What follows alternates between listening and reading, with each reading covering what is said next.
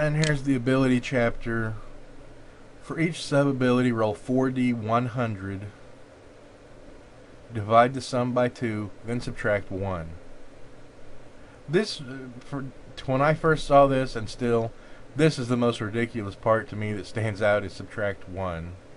I don't know why, it just is. Numerically, this creates a range of 1 to 199 for all abilities, and the average of each ability is 100, similar to a modern IQ test. It may be easier to look at the formula 4d100 divided by 2 minus 1. No, that's not easier to look at. It's still stupid. 4d100. So you can either have 4 of those golf ball pockmarked divot dice, or you can roll 8 d10 and then divide each of those by 2, or add them together and divide by 2, or however you want to do it. But basically you'll get an average of 100 and then subtract 1. Why 1? There's no reason for that, because it's the most realistic game in the world, I know. So, because of course you can't possibly have a 200 in something,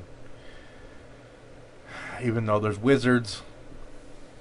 Anyway, you do this for all your stats. You've got 5 core abilities: physique, charisma, dexterity, intelligence, and wisdom, and each of those have 4 sub-abilities. It's these sub-abilities you're rolling for. Your sub-ability scores for physical fitness, strength, bodily attractiveness, and health are determined by your physique. Your progress through other chapters, other modifiers may adjust your ability scores, gender, or race. 100 is the average for all humans. If a male rolls strength sub-ability score of 100 and is horrified that the average bench press is 120, this is also the average for gender. Later, to resolve this, males receive a bonus to strength, because this is one of those games that gives you modifiers for your gender. And then abilities are ranged not in order of importance, but in order that progresses from concrete to abstract, which I guess most games probably do that, or some do. I don't know why he felt it was important to note that, but he did. So thanks, Byron, I guess. And then he goes and gives the breakdown of everything. Physique is fitness and strength and attractiveness and health. Charisma is the appeal of a character, and it is facial, vocal, kinetic, and rhetorical. I don't know what's wrong with charisma. Facial is, I guess, just your looks in general. Vocal is your actual speech itself, not what you say, but just the tone of your voice. Kinetic is your grace and just how you move, and rhetorical is your actual persuasion, your ability to speak and make people understand and believe and convince people. Seduction and con and all that. I remember when I was 15 and wanting to make games, and I kind of had ideas like this, but I realized, gee, that's really way too much stuff. And I remember reading Gary Gygax, or Gio, as he told me in an email his name was pronounced. I remember reading through, I think it was Dangerous Journeys, when he did something similar to this, and thinking, that's too much. It's not too much for F.A.T.A.L. Dexterity breaks things down to hand-eye coordination,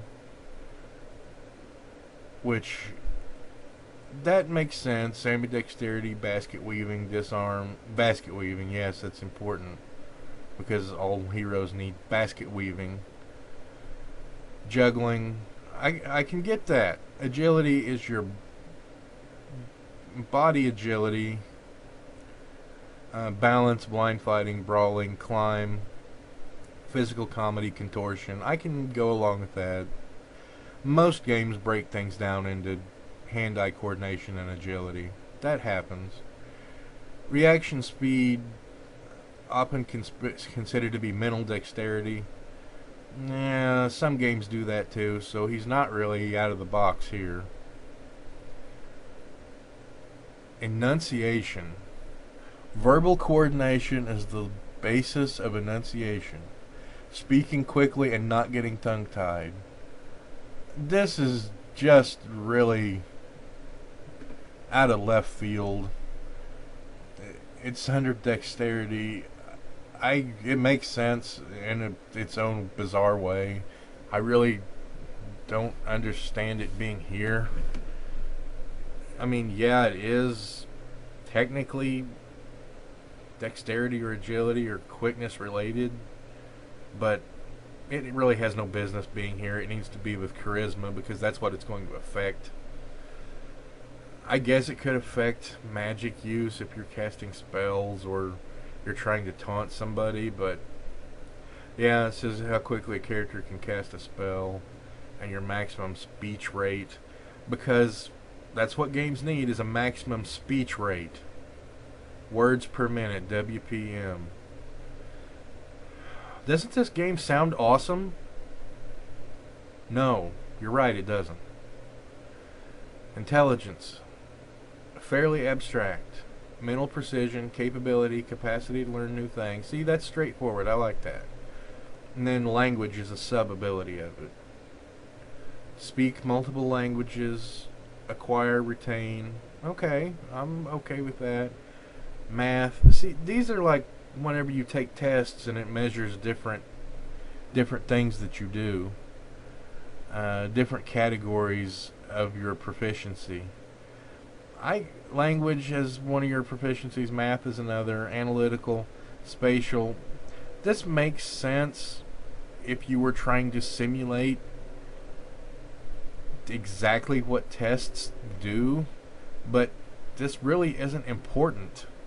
This isn't necessary for a game. Analytic, think critically and logically, which isn't that math, really? I mean, math is specifically numbers, but is it that different that you need that for a game? Spatial is the ability to correctly imagine how objects will appear when rotated. How many times do you need that during a role-playing game for your character to imagine how objects will appear when rotated? Do you play Tetris a lot in F.A.T.A.L? I don't think so.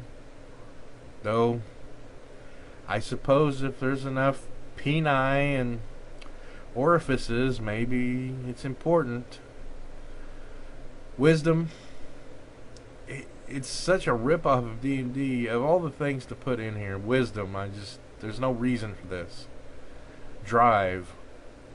I don't see how drive fits in wisdom. He has some good ideas with his sub-abilities, but he puts them under the craziest traditional things just for the sake of keeping tradition. He really was a hack and made no apologies about it and probably didn't even realize it. A drive is your determination, willpower, persistence. That's fine, I like that. Intuition is good. Common sense makes sense, that's fine. I kind of thought that was what wisdom was. I guess it's not. Reflection is the accuracy of long-term memory correlating with a gain in wisdom over time. That's obscure to the point of being worthless. And I'm sure he has a mechanic in the game to use that. It probably advances, but why? And then you get skill modifiers and ability checks and difficulty thresholds, TH, determined by the main master. And there, hopefully, he is about to be chopped in half by a machete. That guy has some huge arms. Anyway, because there weren't enough tables in most role-playing games, he just wanted to add his own, apparently. And your sub ability score can go from 1 to 310 because 200 was too high and you couldn't possibly get it when you rolled, so you had to have that -1 so they can go to 310.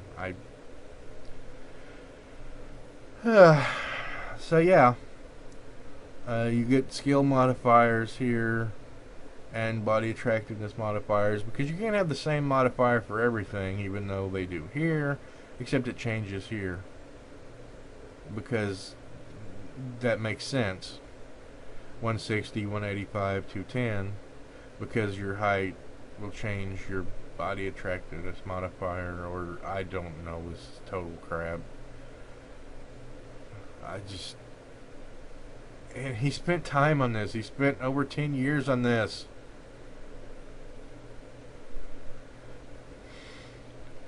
Damage, I don't, this just says damage. It's not, I guess it's barehanded damage.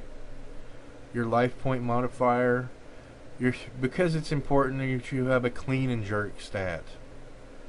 Bench press and clean and jerk and deadlift, which I have to admit, I've looked these up myself, and those are the 3 most common weightlifting presses that most people would have, that are the most representative of strength. But he's got them here. It's just, it doesn't make any sense. You don't need those. Look, 129, 215, and 344. You could use a formula to figure those. You could have one and just use a formula. There's no reason to have 3 different ones. It's absolutely irrelevant. And bodily attractiveness, and he does this for everything.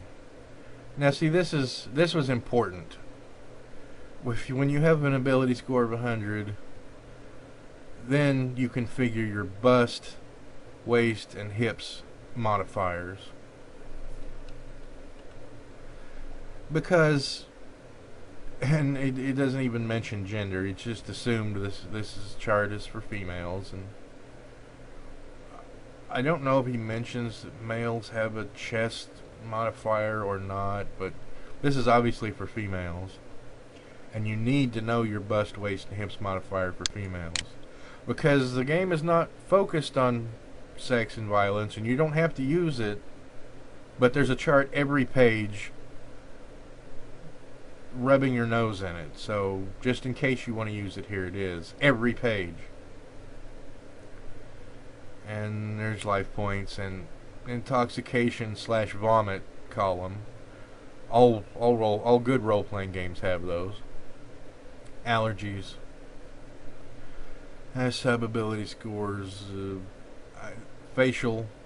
This is the facial sub-ability score. Monstrous, hideous, deformed, good-looking. Causes wetness. 175 causes wetness. Facial sub-ability table. Causes wetness. Inspires lust. Strangers must stare. Orgasm from viewing. 295. That must be extremely inconvenient. I don't know. Perfection is above orgasm from viewing. I don't know even what that would cause people to do. He was like 30 when he finished making this game and never thought any of these needed changed. I cannot imagine. Here's your vocal sub-ability table. If you have a 1, your description is gay. Words cannot describe what is wrong with some of the things that he comes up with. Guttural and scratchy makes sense. Whiny, all these things are fine. Gay, I don't need to say anything more. Grave and clear, those are all good. Angelic and clear. Kinetic sub-ability. Abrupt, uncouth, graceful, sleek, cat-like, glabrous. I've never even seen that word. Give him 1 point of credit for that. Rhetorical. There's your average speech rate. What is words per minute, I think. 162 to 177. Which no doubt he looked all this up, and has an even more complicated chart that he refined this down from, so I guess we can thank him for that. Physical movement precision, so you can know just exactly how precise you can move your fingers for your character that needs to build a ship in a bottle really quickly. 1/1000th of an inch if you have a 295. Drive sub ability, no, dexterity sub ability. For some reason that affects your armor. I don't know why. Reaction speed. Your deep sleep recovery. Okay. And it's all 1 all the way down to, unless you've got a 70 or 130. Okay. That doesn't make any sense. And this is your enunciation, dexterity. That's meaningless. Language ability, math, and spatial ability. If you've got an 85, you can only visualize 20 pieces. That's so helpful. I'm glad he included that. If you got 115 though, you can visualize 1,000 pieces, I guess, or assemble 1,000 pieces. I don't know. Drive, you can spend. I guess the more drive you have, the less hours you need to relax. Okay. And that changes your life point modifier. Okay. Intuition affects your skills for some reason. Common sense. Legislating common sense, I don't think you can do that in a role-playing game. Get caught for lesser schemes, flirt, but then get your ass kicked. Get your ass kicked. Very few games can use phrases like this. Modern action games that are rules light can do that, but games that try to be the most realistic game in the world or whatever, they need to stop. Probably has the trust of immediate family. So this is trust. Common sense is trust. Why doesn't he just use trust? I don't know. Why doesn't he do a lot of things? Reflection is basically how far back your memory goes. Why doesn't he just call it memory? Age 3, age 4. So if you've got 130 ability and reflection, you can remember back when you were 2. Okay, that's important, I guess. Overall abilities. And there's, I'll get to that in a second. If your intelligence is between, you can be gifted, and you could be slow, you could be retard. If your intelligence is 70 or lower, then you're technically retarded. You might re-roll it. Or if you're retarded, consult your MAME master. Then you roll a percentage dice to see if you have retard strength. Next, consider 3 times the difference between the character's retarded intelligence and 70 to be the percentile chance of retard strength. If you have retard strength, increase your strength sub ability by D20.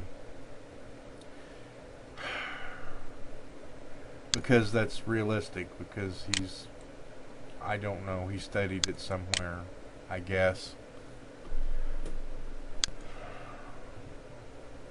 I hope he's not teaching. I'm glad there's no artwork there.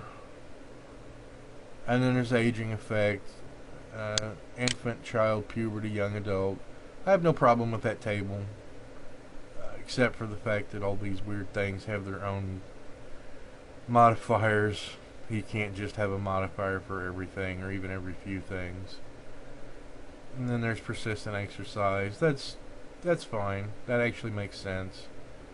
A little over the top, but I've seen games use that. And there's continued exercise. There's alternate rolling abilities. And there's that guy's arm again, and the machete again. Random mental illness, gender and race. And then you get to add 5 to physique, 15 to strength, and you subtract those if you're female. And here's your bonuses and stuff. And if your temperament changes depending if you're male or female. I don't have much to say on that.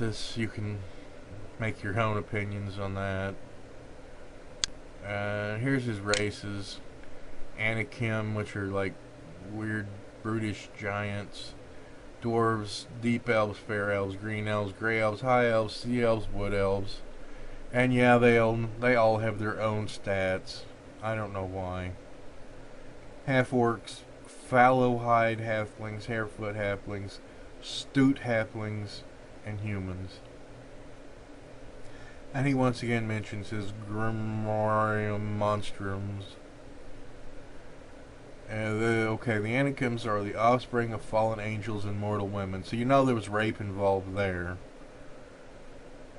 See, they were the giants, so they were Nephilim.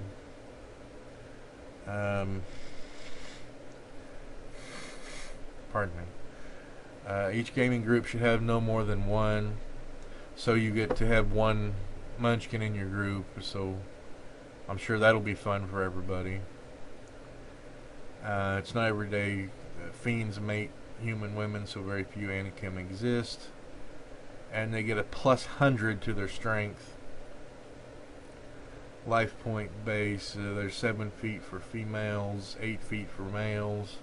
And then here's all their changes, modifiers, and sociality, and physical description. And then you roll for traits. And they can have scaly tails, and they can have headbutt, and snake-like eyes, and black hair, and feet, and odor. And all the races have these things. And look, the tables go on and on. And dwarves, and every race has this. So you got, oh, let's see, what is this here? And racial hatred. Here's what race hates what race, and how much. The larger number, the more hate there is. And there's, in case you don't know what slur to call another race, here's what they are. Half-orcs or spear checker. That's stay classy. And then body. You get to starting age. That's fine. Lifespan is cool.